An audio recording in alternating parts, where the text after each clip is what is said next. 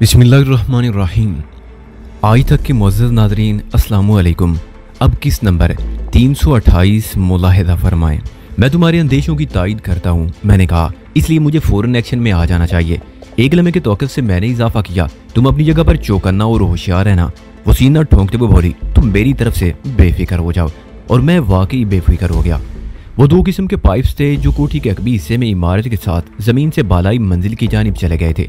उनकी साख्त और साइज को देखते हुए मुझे अंदाजा हो गया कि चौड़ी मोरी वाला पाइप सीवरेज का था, जबकि दूसरा आहनी पाइप पानी के लिए था।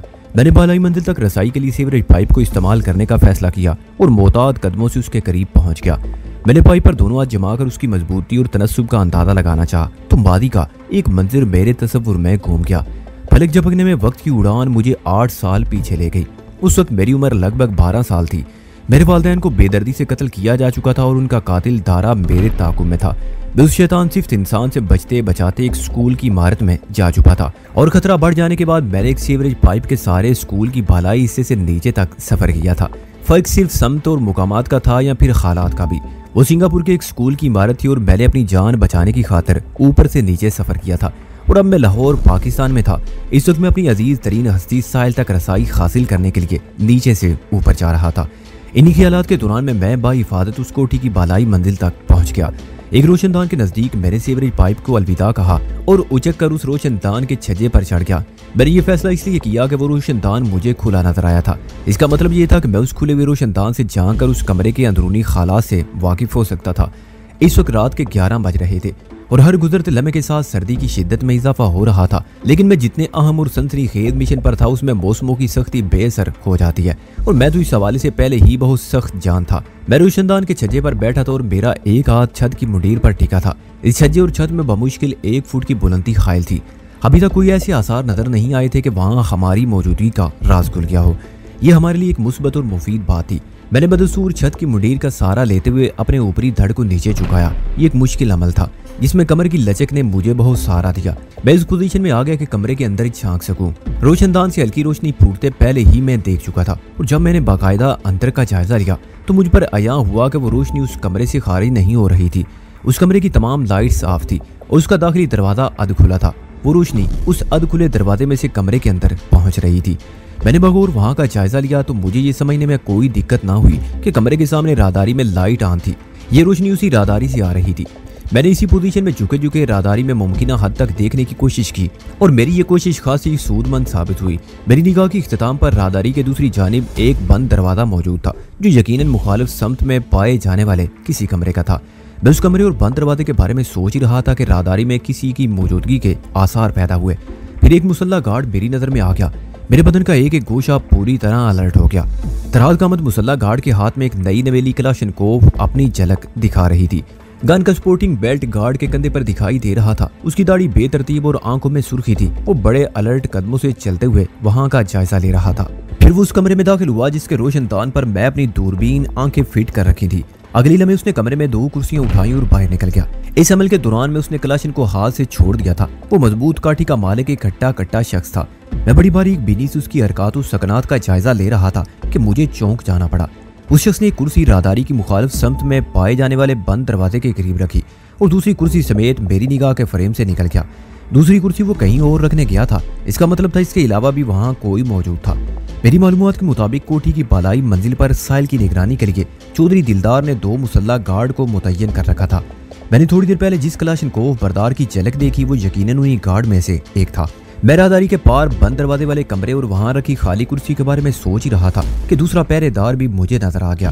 वो एक दुबला पतला और मुतनासिबुल कद शख्स था और उसने भी एक खौफनाक कलाशनकोव अपने हाथों में उठा रखी थी। वो इस बंद दरवाजे के पास पहुंचकर रुका। उसने खुले हुए कमरे में सरसरी अंदाज में झांका और फिर बड़े चाको चौबंद अंदाज में कुर्सी पर बराजमान हो गया।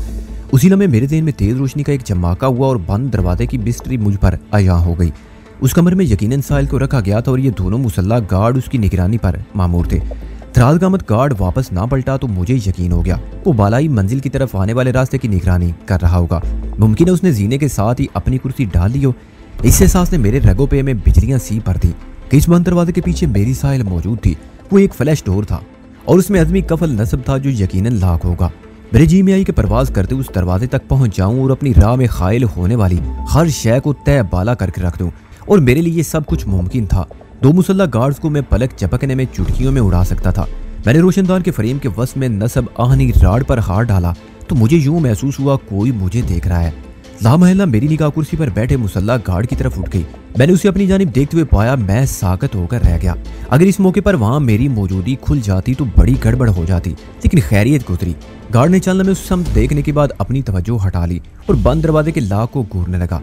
उसी लम्हे मेरे देह में एक जोरदार ख्याल चमका। अगर मैं छत के ऊपर से होते हुए दूसरी समत चला जाता तो इस रोशनदान में झांकना मुमकिन हो सकता था जिस कमरे में साहिल की मौजूदगी यकीनी नजर आती थी।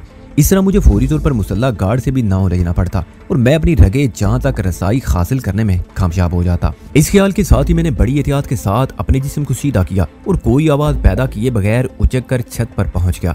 फिर मैं अपने अंदाजे की बिना पर दबे कदमों चलते हुए अपनी मतलूबा समत में आ गया। अगर मैं एक मरतबा किसी तरह साहिल वाले कमरे में दाखिल हो जाता तो फिर बंद दरवाजा और कफल मेरे लिए गैर अहम हो जाते। खुली छत पर चारों जानिब अंधेरे का राज था और ये मेरी कार्रवाई के लिए खासा मुफीद साबित हो रहा था। यहाँ पहुंचकर मुझे सर्दी का एहसास हुआ, लेकिन मैंने इस एहसास को जूते की नोक पर रखा और छत की दूसरी समत आ गया। मैंने मुडीर के पास बैठकर नीचे झांका और साहिल वाले मुतवक्किल कमरे की दीवार का जायजा लेने लगा। हैरत अंगेज जोर पर इस दीवार में मुझे कोई रोशनदान दिखाई ना दिया। खासी नीचे एक खिड़की नजर आ रही थी जिसका फासला छत से लगभग 4 फुट रहा होगा। ये एक तशवीशनाक सूरत हाल थी। मैंने मुंडीर पर बैठे एक गिरदोपेश का तनकीदी जायजा लिया। इस हिस्से में बासानी टेरेस पर उतरा जा सकता था। टेरेस पर से होते हुए समत बढ़ना आसान था जहां से बालाई मंजिल की कॉरिडोर राहदारी तक रसाई हासिल हो सके। अगर मैं उस रास्ते को इस्तेमाल करता तो कहीं ना कहीं दराज कामत गार्ड से सामना जरूर होता।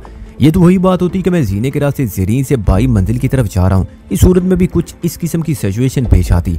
भलाई मंजिल की छत पर मंडीर के साथ साथ थोड़े थोड़े फासले पर आहनी हुक नसब थे। ये एक ऐसा बंदोबस्त था कि बवक्ते जरूरत छत पर शामियाना लगाया जा सकता था। मैंने साहिल वाले कमरे की खिड़की तक पहुंचने के लिए उन हुक्स को आजमाने का फैसला किया। 2 हुक्स के दरमियान तकरीबन 2 फुट का फासला था। मैंने मंडीर पर बैठे हुए अपने दोनों पाँवों को 2 हुक्स में फंसाया और बाइस की जिस्म को नीचे की जानिब उल्टा दिया। ये खतरनाक हरकत थी। अगर मेरा पाँव हुक से निकल जाता या स्लिप हो जाता तो मैं सर के बल टेरेस पर जा गिरता, लेकिन खैरियत गुजरी और मैं उल्टे लटके लटके उस खिड़की तक पहुंच गया जिसके रास्ते में साहिल वाले कमरे तक पहुंचना चाहता था। वहां तक रसाई हासिल करने के बाद मुझे मायूसी हुई। वो खिड़की अंदर से बंद थी, यानी मुकम्मल बंद। उसके अंदर पहुंचना तो दरकिनार कमरे के अंदर झांकना भी मुमकिन नहीं था कि उस खिड़की पर जोर आजमाई ना की जाती। और इस शब्द को जोर आजमाई का एक मतलब होता कि सबको अपनी जानिब मुतवज्जो कर लिया जाए। अब साहिल वाले कमरे तक पहुंचने का एक ही खामोश वसीला बाकी रह गया था। मैं रोशनदान के जरिए पहले उस कमरे में पहुंचता जहां से मुसल्ला गार्ड ने 2 कुर्सियां उठाई थी, फिर किसी तरह दोनों गार्ड्स पर काबू पा जाता और उसके बाद साहिल वाले कमरे में दाखिल होने की कोशिश करता। मैंने अपने जिस्म को सीधा किया और वापस छत पर हाजिर हो गया। दबे पांव चलते हुए मैंने तारीक छत को अबूर किया और वापस रोशनदान वाले शेड पर पहुंच गया। मैंने साबिक तरीके पर अमल करते हुए रोशनदान से कमरे के अंदर झांका और मुसल्ला गार्ड की पोजीशन का जायजा लिया। दुबला पतला गार्ड कुर्सी पर मौजूद था, तब इस वक्त उसका ध्यान किसी और जानिब था। इस मौके से फायदा उठाकर मैं बासानी कमरे के अंदर पहुंच सकता था। मैंने रोशनदान की शेड छज्जे पर रहते हुए फ्रेम में नसब आहनी राड पर हाथ डाला और उसे एक तरफ से पकड़कर नपी तुली जोर आजमाई करने लगा। राड का सिरा लकड़ी के फ्रेम में महफूज था। मैंने ची की कुव्वत को बरवेकार लाते हुए अपनी तवज्जो उस नुक्ते पर मरकूज कर दी कि वो राड दर हकीकत लोहे की नहीं बल्कि किसी ऐसे मटेरियल की बनी हुई है जिस पर थोड़ी सी ताकत सर्व करके उसे चोबी फ्रेम से बाहर निकाला जा सकता है।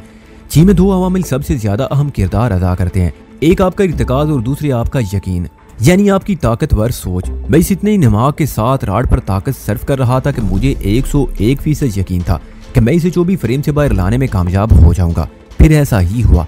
ची की कुव्वत ने काम दिखाया और मेरे हाथ में मौजूद आहनी राड मुड़ने लगी। ये एक हैरत अंगेज बात थी, लेकिन मैं इन छोटी मोटी हैरतों से बहुत आगे निकल आया था। चंद लम्हे बाद मैंने अपने हाथ में दबी हुई राड को एक झटका दिया और वो फ्रेम में से बाहर आ गई। राड के सिरे ने फ्रेम को छोड़ा तो उसे मुकम्मल मोड़ने में मुझे किसी दुश्वारी का सामना नहीं हुआ। अगली लम्हे मैं उस राड को दूसरे नसब सिरे पर मोड़कर रोशनदान के फ्रेम से हटा चुका था। उसके बाद रोशनदान के पट को अलग करना कुछ मुश्किल नहीं था। मैंने शीशा जुड़े लकड़ी के उस मुस्ततील तख्ते को छत पर डाल दिया और मेरे सामने रोशनदान के नाम पर एक शकाफ था जिसका साइज 1.5 बाई 2 फुट रहा होगा। इस मुनासिब खला से जिस्म को गुजारना चंदा मुश्किल ना था। मैंने अपनी इत्मीनान के लिए एक नजर मुसल्ला गार्ड पर डाली, फिर उस खुले हुए रोशनदान में से होते हुए कमरे के अंदर कूद गया। रोशनदान से कमरे का फर्श 10-12 फुट के फासले पर रहा होगा। इस बुलंदी का फाल मेरे लिए कोई अहमियत नहीं रखता था। मैं पंजों के बल जैसे ही कमरे के फर्श पर पहुंचा, मैंने नहायत एहतियात के साथ फ्रंट रोल करते हुए खुद को एक तारीक गोशे में पहुंचा दिया। मेरा यह अमल इतना मेकानिकी और स्विफ्ट था कि इसमें बमुश्किल 1 सेकंड सर्फ हुआ होगा। कमरे के अंदर कूदने से लेकर अंधेरे में पहुंचने तक मैंने सांस रोककर फॉल एंड रूल के उसूल पर पूरी तरह अमल किया। मैं इस वक्त कमरे के जिस तारीक गोशे में मौजूद था, वहां से साइल वाले कमरे का दरवाजा और उसके पास कुर्सी पर मौजूद मुसल्ला गार्ड वाज़े तौर पर मुझे दिखाई दे रहा था। लेकिन गार्ड अगर कोशिश भी करता तो मैं उसे नजर ना आता। मैं अंधेरे की आड़ लेकर बासानी उसका शिकार कर सकता था। मैंने उसे कमरे में बुलाने के लिए अपनी आवाज को चारे के तौर पर इस्तेमाल किया और अपने हल्क से एक धीमी म्याऊं खारिज की। बिल्ली की मसनूई आवाज ने गार्ड की समात तक रसाई हासिल की तो वो चौंक कर कमरे के अंदर देखने लगा। मैंने उसकी आंखों में मौजूद तशवीश को वाज़े तौर पर पढ़ लिया था। वो बड़े चौकन्ना अंदाज में कमरे में देखने के बाद राहदारी की दूसरी सम तकने लगा। मैं समझ गया उसकी तवज्जो अपने साथी मुसल्ला गार्ड की तरफ पलट गई थी। इसी दौरान में मैंने नीचे सुरों में एक और मसनूई म्याऊं खारिज की और अदखुले दरवाजे की आड़ में पहुंच गया। ये बात खारिज अज इम्कान थी कि उनमें से कोई एक या वो दोनों कमरे के अंदरूनी सूरत-ए-हाल जानने के लिए इधर का रुख ना करते। मैं सांस रोके उनका इंतजार करने लगा। चंद लम्हात के बाद मुझे दरवाजे के करीब कदमों की चाप सुनाई दी। मैं पूरी तरह अलर्ट हो गया।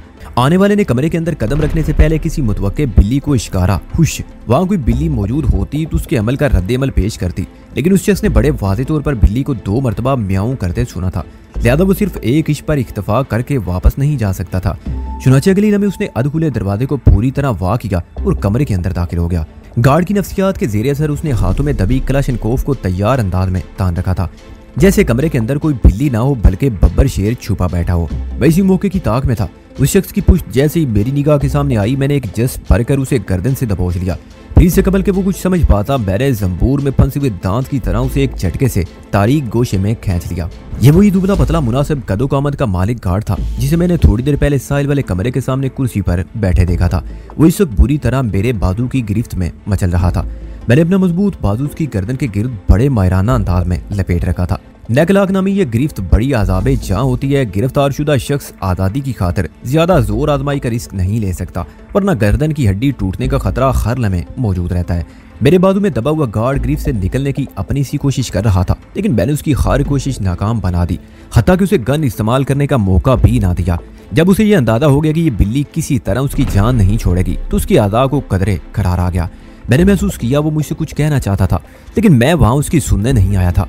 मैंने अपना मुंह उसके कान के करीब ले जाते हुए सफाक लहजे में दरियाफ्त किया, जिस कमरे के सामने तुम पहरा दे रहे हो साहिल उसके अंदर ही है ना? मेरी सरगोशी पर हजारा धमकियां पोशीदा थी। मैंने उस गार्ड को पुश्त के बल अपने सीने के साथ दबा रखा था, लिहाजा वो मुझे और मेरे चेहरे को देख नहीं सकता था। हालांकि उसकी पहली कोशिश यही थी कि मेरा दीदार कर ले। उसने एक मरतबा फिर लव वाह करना चाहे, लेकिन मैंने उसकी गर्दन पर अपने बाजू का दबाव बढ़ा दिया। उसके हल्क से बरामद होने वाली हल्की सी आवाज भी नादिक लम्हात में कोई बड़ी मुसीबत खड़ी कर सकती थी। मैं एक मरतबा फिर अपना मुंह उसकी समात की रेंज में ले गया और घुर्रा कर धीमे अंदाज में कहा, जवाब देने के लिए तुम्हारी नापाक जबान का खुलना जरूरी नहीं। तुम गर्दन को हाँ या ना में हल्की जुम्बश दे सकते हो। बताओ मेरी साहिल इस कमरे में मौजूद है ना? उसके किसी जुम्बश जवाब से पहले कमरे के बाहर राहदारी में उसके साथी के कदमों की आवाज उभरी। उसके साथ ही किस तफसारिया जुमला भी अंदर पहुंचा, परवेज तुमने इतनी देर लगा दी, क्या वाकई अंदर कोई बिल्ली मौजूद है? वो यकीनन उसका गार्ड साथी था। उसकी बात से ये भी अंदाजा हुआ कि बिल्ली की मसनूई आवाज उस दराज कामत हट्टे कट्टे शख्स तक भी पहुंच गई थी। मैं मजीद इंतजार कर रिस्क नहीं ले सकता था। गिरफ्त में आए हुए मुसल्ला गार्ड का नाम मैं जान चुका था, इसलिए मैंने उसे मुखातिब करते हुए कहा, गुड बाय मिस्टर परवेज। मेरे लहजे में दुनिया जहां की सफाकी समट आई। मैं अब अपने सवाल का जवाब तुम्हारे साथी से पूछूंगा, तुमने मौका जाया कर दिया। फिर मैंने एक मखसूस तकनीक से उसकी गर्दन की मिजाज पुरसी की। अगली लम्हे वो किसी पजमुर्दा तरई की मानिंद मेरे बाजू में झूल गया। मैंने बाइसिकी उसे कमरे के पुख्ता फर्श पर डाल दिया। वो 2-3 घंटे के लिए जिंदगी के जमीलों से दूर चला गया था।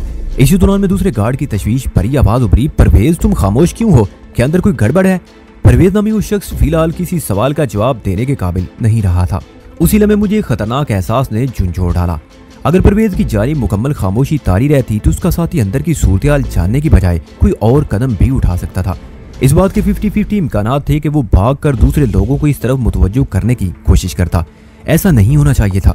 मेरे ज़हन ने एक अटल फैसला सादर किया, ऐसा हरगिज नहीं होना चाहिए। और ये सोचते ही मैं तारीक गोशी से निकलकर अचानक उस शख्स के सामने आ गया।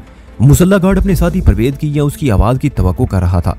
मुझे अपने सामने देखकर वो गड़बड़ा गया और उसी गड़बड़ाहट में उसने अपने हाथ में दबी कलाशनकोफ का रुख मेरी जानिब करने की कोशिश की। कोशिश का लफ्ज इसलिए मैंने इस्तेमाल किया कि मैंने उसके इरादे को अमली जामा पहनने का मौका फराहम नहीं किया। हमारे दरमियान बमुश्किल 3 फुट का फासला था। मैं किसी स्प्रिंग की तरह उछलकर उसे अपनी गिरफ्त में ले लिया। उसके दोनों बाजू मेरे जच्चे में आ गए। गन के इस्तेमाल का तो सवाल ही पैदा नहीं होता था और मैंने जबान के इस्तेमाल पर भी कामल पाबंदी आयद कर दी। मैंने एक धुआंधार टक्कर उसके चेहरे पर रसीद की। इस टक्कर का खुसूसी हदफ उसकी नाक और होंठ बने, लेकिन मैंने उसे इतनी मोहलत भी ना दी कि इस तसादुम के नतीजे में पहुंचने वाली तकलीफ पर वो कोई एहतजाज बुलंद कर सके। मैंने यह के बाद दीगरे उसके चेहरे पर 4-5 टकरें बरसाई तो उसकी बुखलाहट 7वें आसमां को छूने लगी। उसी लम्हे मैंने अपने सर को उसकी पेशानी से टकराया। ये टक्कर इतनी शदीद और जोरदार थी कि उसके कदम डगमगा गए। वो बड़े खतरनाक अंदाज में लड़खड़ाने लगा। बैग किसी आफत की तरह से चिमटा हुआ था। अगर वो जमीन बोस हो जाता तो मुझे भी उसका साथ देना पड़ता और इस तरह फर्श से हमारे मुश्तरका टकराव के नतीजे में एक अजीम शान धमक पैदा होती जो ज़रीन मंजिल वालों को इस तरफ मुतवज्जो कर सकती थी। लिहाजा मैंने उसके गिरने से पहले ही उसे अपनी गिरफ्त से आज़ाद कर दिया और एक बाजू से पकड़कर कमरे के अंदर खींच लिया।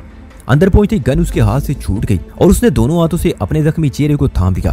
मैंने उसकी कसम परसी की परवाह किए बगैर उसे कमरे के फर्श पर ऊंधा किया और उसकी कमर पर सवार हो गया। वो अभी तक समझ नहीं पाया था कि अचानक किस अवताद में गिरफ्तार हो गया है। मैं उसे हालात को समझने का मौका नहीं दे सकता था। लिहाजा उसकी गर्दन को बाएं बाजू की लपेट में लेकर मैंने बालों से पकड़कर सर को फर्श से थोड़ा बुलंद किया। उसके साथ ही मैंने गुर्राहट अमेज अंदाज में उसके कान के नजदीक सरगोशी की। परवेज ने मुझे बताया कि सामने वाले कमरे में साहिल मौजूद है। वही साहिल जिसे आज दोपहर को मौजूद रखा वाली से यहाँ पहुंचाया गया है। तुम दोनों उसी की निगरानी पर मामूर हो। क्या मैं गलत कह रहा हूँ? बात खत्म करते ही मैंने उसकी गर्दन पर अपने बाजू का दबाव कदरे कम किया ताकि वो कोई वादे जवाब देने की पोजीशन में आ सके। उसकी हल्क से खरखराती हुई आवाज बुलंद हुई, तो तुम कौन हो? सिर्फ मेरे सवाल का जवाब दो। मैंने उसके दबोचे हुए बालों को एक जोरदार झटका दिया। अगर अब तुमने कोई सवाल किया तो मैं तुम्हें भी वहीं पहुंचा दूंगा जहाँ परवेज को पहुंचाया है। परवेज कहाँ है? वो पूछे बिना ना रह सका। उसका ये सवाल फितरी और सूरत के ऐन मुताबिक था। मैंने सफाकी से कहा, वहीं जहाँ से कोई पलट कर नहीं आता। क्या इरादा है? तुम वहाँ जाने के लिए तैयार हो?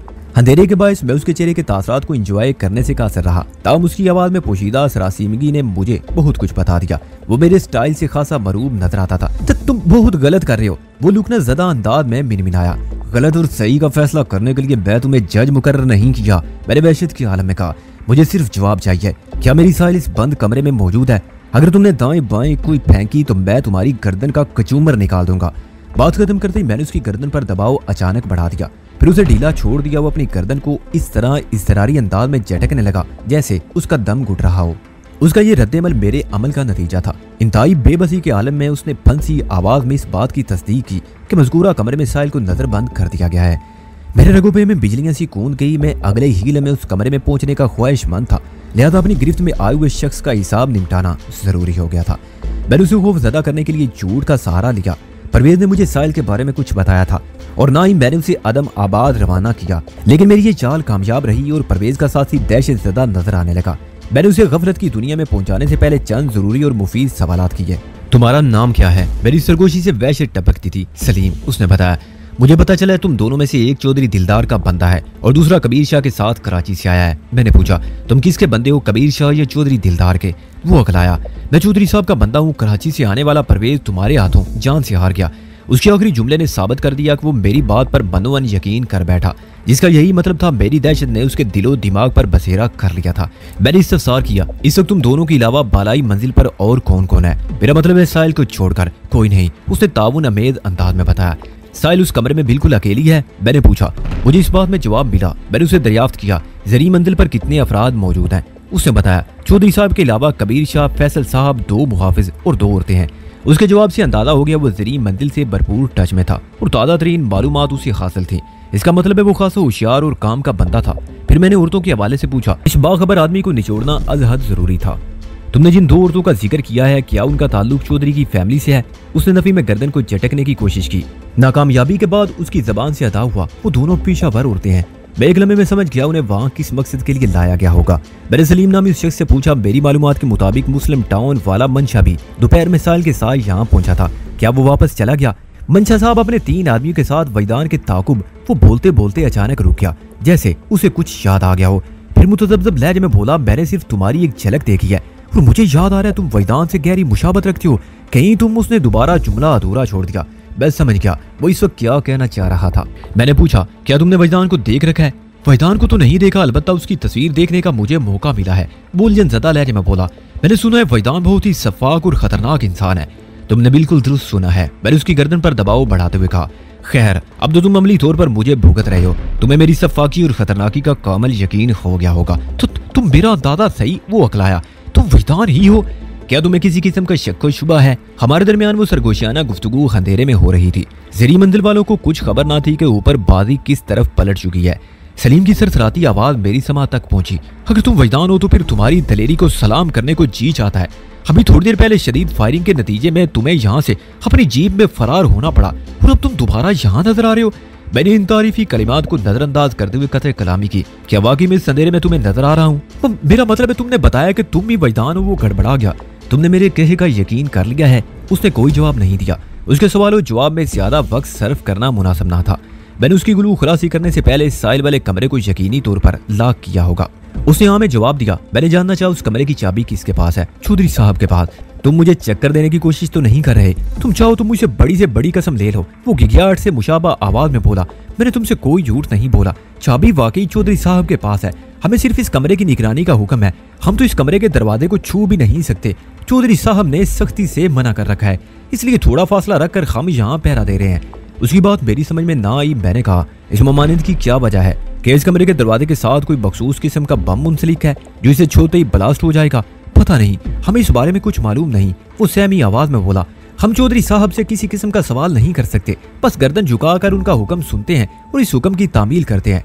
मैंने बम और ब्लास्ट की बात ख्वा मुखा कर दी थी। दरअसल सलीम की बात ने मुझे झुंझला दिया। भला ये क्या बात हुई कि दरवाजे को छूना तक नहीं? इस मामले की वजाहत तो सिर्फ और सिर्फ चौधरी दिलदार ही कर सकता था। मैंने सलीम नामी उस मुसल्ला मुहाफिज जो अब गैर मुसल्ला हो चुका से अलविदाई अंदाज में कहा, तुमने मेरे साथ भरपूर ताउन किया है, इसलिए तुम्हें इसका इनाम मिलना चाहिए। मैं तुम्हें जान से नहीं गुजार रहा, अलबत्ता 2-3 घंटों के लिए तुम्हारा नाता इस दुनिया से कट जाएगा। फिर इससे पहले कि वो कोई सवाल करता, मैंने बड़ी सूरत के साथ उसे भी इसी सलूक का मुस्तहिक ठहराया जो सलूक में उसके साथी परवेज के साथ कर चुका था। अगली लम्हे उसने नींद के मारे किसी फर्माबरदार बच्चे की तरह गर्दन एक तरफ डाल दी। बैग झटके से उठा और उसकी पूंछ से नीचे उतर आया। अब मेरा रास्ता साफ हो चुका था। पलाई मंजिल पर मेरे और साहिल के सिवा कोई तीसरा शख्स मौजूद ना था। सलीम और परवेज को सरेदस मौजूदात में शुमार नहीं किया जा सकता, क्योंकि उन्हें मुत्तलिक खबर ना थी कि वो इस वक्त कहाँ है और जहाँ भी हैं वहाँ मजीद कितनी देर तक रहेंगे। इस एहसास ने मेरी धड़कन को बेतरह बढ़ा दिया कि अब मेरे और साहिल के दरमियान कोई भी रुकावट बाकी नहीं रही थी।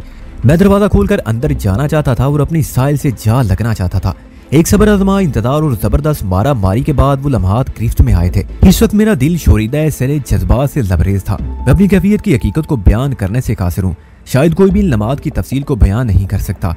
मेरा पूरा वजूद समझ कर एक तूफान की शक्ल इख्तियार कर चुका, जिसकी मौजों में बड़ी तड़प थी। ये मुझे बड़ी शिद्दत से अपने साहिल तक पहुंचना चाहती थी। मुझे यूं महसूस हो रहा था कि मुझसे पहले मेरा दिल सीने का पिंजरा तोड़कर बंद कमरे में पहुंच जाएगा। मैंने कार्रवाई ज़दा कमरे को छोड़ने से पहले सलीम और परवेज की क्लाशनकोव्स को अपने कब्जे में कर लिया।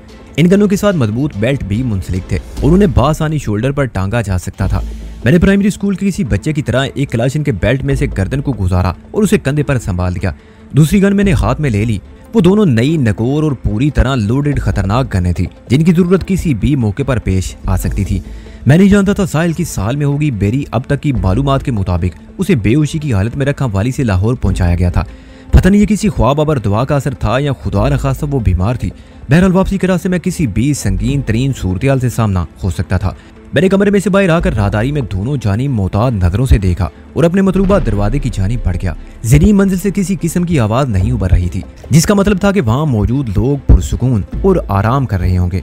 उन्हें ये इत्मीनान था कि वजदान को पसपाक करने में कामयाब रहे और अब फिक्रमंदी या खतरे वाली कोई बात ना थी। वैसे भी मंशा अपने 3 खबारियों के साथ वजदान के ताकुब में गया था। वो खाली याद या नाकामयाब होना बर्दाश्त ना करता, चाहे उसके लिए ये रात कोठी से बाहर काली करनी पड़ती।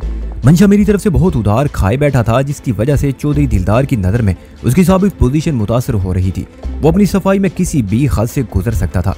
इस बात की उम्मीद कम थी कि आज की रात इस कोठी में कोई सो सके। मेरी दहशत से वो इनकार नहीं कर सकते थे और खास तौर पर नकली वजदान ने वहाँ एंट्री देकर सूरत को मजीद सनसनीखेज बना दिया था। जब तक मंशा और उसके साथ जाने वाले वापस ना आ जाते, उनकी तरफ से कोई खबर यहाँ मौसूल ना हो जाती, कोठी के मकीन चौधरी दिलदार एंड कंपनी आंख नहीं लगा सकते थे। और वैसे भी इन लोगों ने जागने और जगाने का बंदोबस्त कर रखा था। 2 पेशावर औरतें वहाँ नींद पूरी तो नहीं करने आई थी। मेरी सवील दास्तान को पढ़ने वाले चंद कारीन का ख्याल है कि बाज़ औक़ात मैं किसी वाक़े की तफसील बहुत दूर चला जाता हूँ, जिससे बोझलपन का एहसास होता है। ये शिकायत अगरचे दुरुस्त है, लेकिन बयान करदा तफसील का ताल्लुक मेरी सोच से होता है, न कि किसी हालिया मंजिल की जुजियात से। इंसानी दिमाग की सोचने की रफ्तार का अंदाजा नहीं लगाया जा सकता। एक लम्हे में जाने कितने वाकयात दिमाग से स्क्रीन पर जल बुझ कर आगे बढ़ जाते हैं।